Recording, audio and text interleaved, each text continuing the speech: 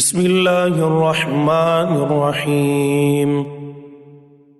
سورہ انفال، سورت نمبر 8۔ میں شروع کرتا ہوں اللہ تعالیٰ کے نام سے جو نہایت مہربان بڑا رحم کرنے والا ہے۔ وَأَطِيعُوا اللَّهَ وَرَسُولَهُ وَلَا تَنَازَعُوا فَتَفْشَلُوا وَتَذْهَبَ رِيحُكُمْ وَاصْبِرُوا إِنَّ اللَّهَ مَعَ الصَّابِرِينَ۔ اور اللہ کی اور اس کے رسول کی فرما برداری کرتے رہو، آپس میں اختلاف نہ کرو ورنہ بزدل ہو جاؤ گے اور تمہاری ہوا اکھڑ جائے گی، اور صبر و سہار رکھو، یقیناً اللہ تعالیٰ صبر کرنے والوں کے ساتھ ہے۔ وَلَا تَكُونُوا كَالَّذِينَ خَرَجُوا مِن دِيَارِهِمْ بَطَرًا وَرِئَاءَ النَّاسِ وَيَصُدُّونَ عَن سَبِيلِ اللَّهِ وَاللَّهُ بِمَا يَعْمَلُونَ مُحِيطٌ۔ ان لوگوں جیسے نہ بنو جو اتراتے ہوئے اور لوگوں میں خود نمائی کرتے ہوئے اپنے گھروں سے چلے اور اللہ کی راہ سے روکتے تھے، جو کچھ وہ کر رہے ہیں اللہ اسے گھیر لینے والا ہے۔ اس سے مراد کفار قریش کا وہ لشکر ہے جو جنگ بدر کے موقع پر بڑا اکڑتا اتراتا اور اپنی شان و شوکت کا مظاہرہ کرتے ہوئے نکلا تھا۔ سبق یہ دینا ہے کہ جنگی طاقت کتنی بھی ہو اس پر بھروسہ کر کے تکبر میں مبتلا نہیں ہونا چاہیے، بلکہ بھروسہ صرف اللہ تعالیٰ پر رکھنا چاہیے۔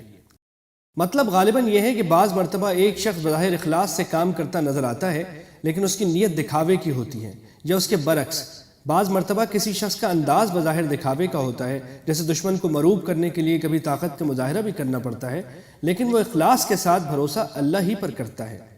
چونکہ اللہ تعالیٰ کو تمام اعمال کی اصل حقیقت کا پورا علم ہے، اس لیے وہ ان کی جزا یا سزا کا فیصلہ اپنے اسی علم محیط کی بنیاد پر فرمائے گا، محض ظاہری حالت کی بنیاد پر نہیں۔ واللہ سبحانہ وعلم۔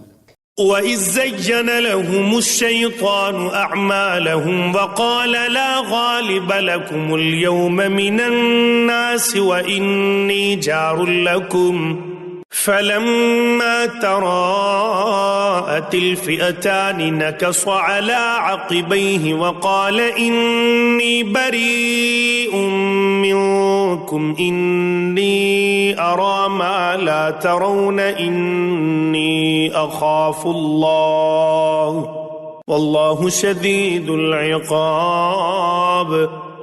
جبکہ ان کے اعمال کو شیطان انہیں زینت دار دکھا رہا تھا اور کہہ رہا تھا کہ لوگوں میں سے کوئی بھی آج تم پر غالب نہیں آ سکتا، میں خود بھی تمہارا حمایتی ہوں۔ لیکن جب دونوں جماعتیں نمودار ہوئیں تو اپنی ایڑیوں کے بل پیچھے ہٹ گیا اور کہنے لگا میں تو تم سے بری ہوں، میں وہ دیکھ رہا ہوں جو تم نہیں دیکھ رہے، میں اللہ سے ڈرتا ہوں اور اللہ تعالیٰ سخت عذاب والا ہے۔ شیطان کی طرف سے یقین دہانی اس طرح بھی ہو سکتی ہے کہ اس نے مشرکین کے دل میں یہ خیال ڈالا ہو، لیکن اگلے جملے میں جو واقعہ ذکر فرمایا گیا ہے اس سے ظاہر یہی ہے کہ اس نے کسی انسانی شکل میں آ کر مشرکین کو اکسایا تھا۔ چنانچہ حافظ ابن جریر رحمۃ اللہ علیہ وغیرہ نے یہ واقعہ نقل کیا ہے کہ جب مشرکین مکہ جنگ کے ارادے سے روانہ ہونے لگے تو انہیں یہ خطرہ لاحق ہوا کہ ان کے پیچھے ان کے گھروں پر قبیلہ بکر کے لوگ حملہ نہ کر دیں، جس سے ان کی پرانی دشمنی چلی آتی تھی۔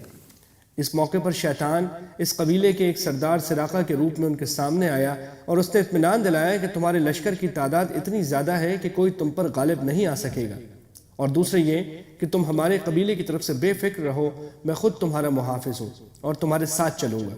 مشرکین مکہ اس کی بات سے مطمئن ہو گئے، لیکن جب بدر کے میدان میں فرشتوں کا لشکر سامنے آیا تو شیطان جو سراقہ کی شکل میں ان کے ساتھ تھا یہ کہہ کر بھاگ کھڑا ہوا کہ میں تمہاری کوئی ذمہ داری نہیں لے سکتا اور مجھے وہ فوج نظر آ رہی ہے جو تم نہیں دیکھ سکتے۔ بعد میں جب مشرکین کا لشکر شکست کھا کر مکہ مکرمہ لوٹا تو انہوں نے سراقہ سے شکایت کی کہ تم نے ہمیں بڑا دھوکہ دیا۔ سراقہ نے جواب میں کہا کہ مجھے تو اس قصے کا ذرا بھی پتہ نہیں اور نہ میں نے ایسی کوئی بات کہی تھی۔ اذ يقول المنافقون والذين في قلوبهم مرض غر هؤلاء دينهم ومن يتوكل على الله فإن الله عزيز حكيم۔ جبکہ منافق کہہ رہے تھے اور وہ بھی جن کے دلوں میں روگ تھا کہ انہیں تو ان کے دین نے دھوکے میں ڈال دیا ہے، جو بھی اللہ پر بھروسہ کرے اللہ تعالیٰ بلا شک و شبہ غلبے والا اور حکمت والا ہے۔ جب مسلمانوں نے بے سر و سامانی کی حالت میں اتنے بڑے لشکر سے ٹکر لے لی تو منافقین نے کہا تھا کہ یہ اپنے دین کے گھمنڈ میں بڑا دھوکہ کھا رہے ہیں، ان میں کفار مکہ کا مقابلہ کرنے کی طاقت نہیں ہے۔ وَلَوْ تَرَى إِذْ يَتَوَفَّى الَّذِينَ كَفَرُوا الْمَلَائِكَةُ يَضْرِبُونَ وُجُوهَهُمْ وَأَدْبَارَهُمْ وَذُوقُوا عَذَابَ الْحَرِيقِ۔ کاش کہ تو دیکھتا جب کہ فرشتے کافروں کی روح قبض کرتے ہیں، ان کے منہ پر اور سرینوں پر مارتے ہیں اور کہتے ہیں تم جلنے کا عذاب چکھو۔ ذَلِكَ بِمَا قَدَّمَتْ أَيْدِيكُمْ وَأَنَّ اللَّهَ لَيْسَ بِظَلَّامٍ لِّلْعَبِيدِ۔ یہ بسبب ان کاموں کے جو تمہارے ہاتھوں نے پہلے ہی بھیج رکھا ہے، بے شک اللہ اپنے بندوں پر ظلم کرنے والا نہیں۔ كدأب آل فرعون والذين من قبلهم كفروا بآيات الله فأخذهم الله بذنوبهم إن الله قوي شديد العقاب۔ مثل فرعونیوں کے حال کے اور ان سے اگلوں کے کہ انہوں نے اللہ کی آیتوں سے کفر کیا، پس اللہ نے ان کے گناہوں کے باعث انہیں پکڑ لیا۔ اللہ تعالی یقیناً قوت والا اور سخت عذاب والا ہے۔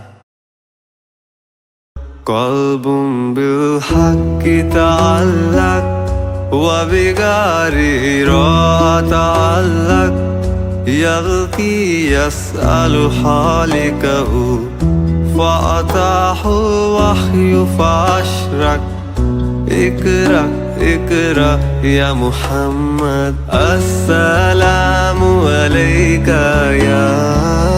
يا رسول الله السلام عليك يا حبيبي يا نبي